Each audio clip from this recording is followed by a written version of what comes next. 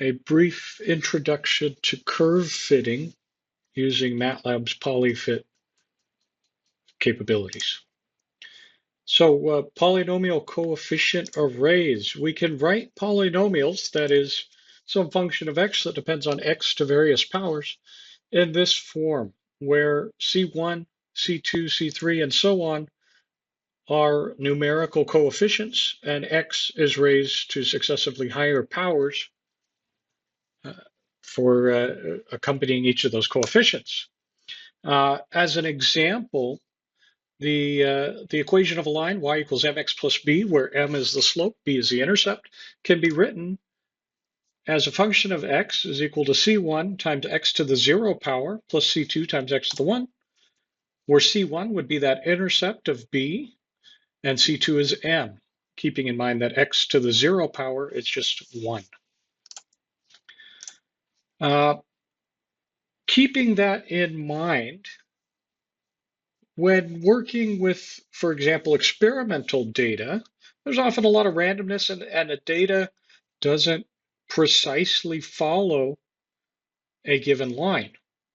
It's often spread out around some trend may be observed, but the data can be spread out around that trend such that we don't precisely know what line that data is trying to follow. So the process of curve fitting is a mathematical set of techniques to determine what curve best fits the data. Now, there is a disclaimer here. These mathematical methods, these statistics and all kinds of stuff, will give you a curve that best fits the data according to the parameters you supply. Whether that best fit is the actual representation of the data, that's two different things. And the second half, that actual representation, is a lot more difficult to identify, and that's where your engineering knowledge of physical phenomena comes in. So, for example, here's a somewhat spread out data set. We can throw a linear fit at it, and we get something like that. It's not exact, but a polynomial of order 1, where we'd have some intercept, looks like down below the x-axis graphically, and a slope that we could find. We could throw a quadratic fit, roughly an x squared type of correlation at it, and figure out what parabola best fits this data. Or we could be kind of silly and apply a polynomial of order n, where n is the number of data points involved. You would get something that looks like this. Now, clearly, the nth order fit hits each data point exactly. That doesn't mean it is the actual representation of the data we're trying to get. And that's where the danger is that I'm trying to warn you of.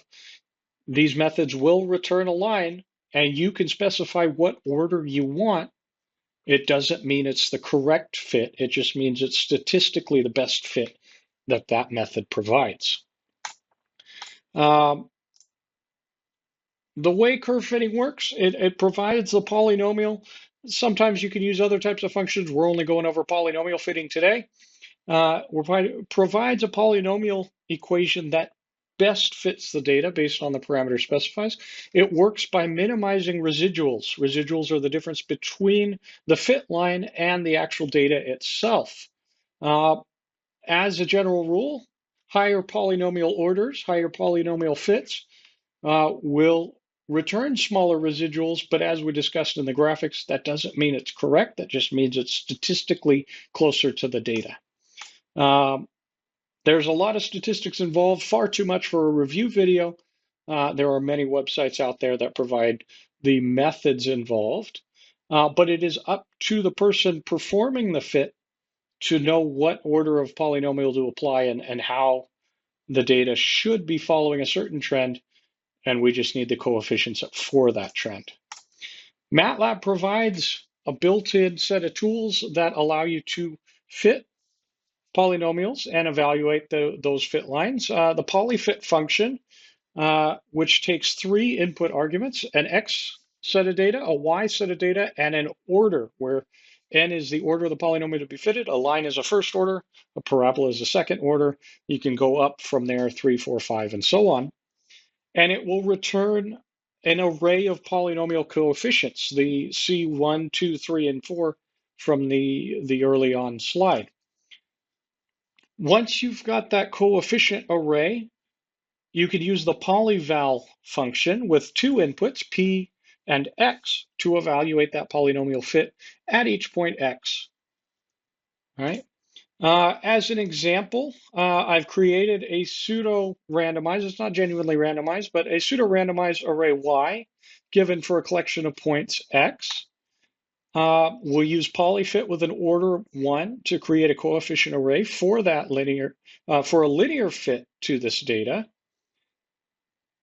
and then use polyval to show the line representing that graph. Here is the code involved. Again, I've got X and Y previously created, but these steps will get you a graph that looks like that. And you can see that the linear fit does a decent job representing the data while not trying to navigate in between each individual messy data point. Again, this was staged, so it's perhaps an idealized case, but this method does work for any X and Y set of data you throw at it. There are many other curves. Obviously, not everything's a line and not everything's a polynomial. Exponential, logarithmic, and power function curves. One way to tackle those is to transform them into a line by taking a logarithm or an exponent to kind of undo the exponent or logarithm or power function, fit a line to that transformed data, and then undo the transformation such that the coefficients of the fitting line will be backed into the original function style.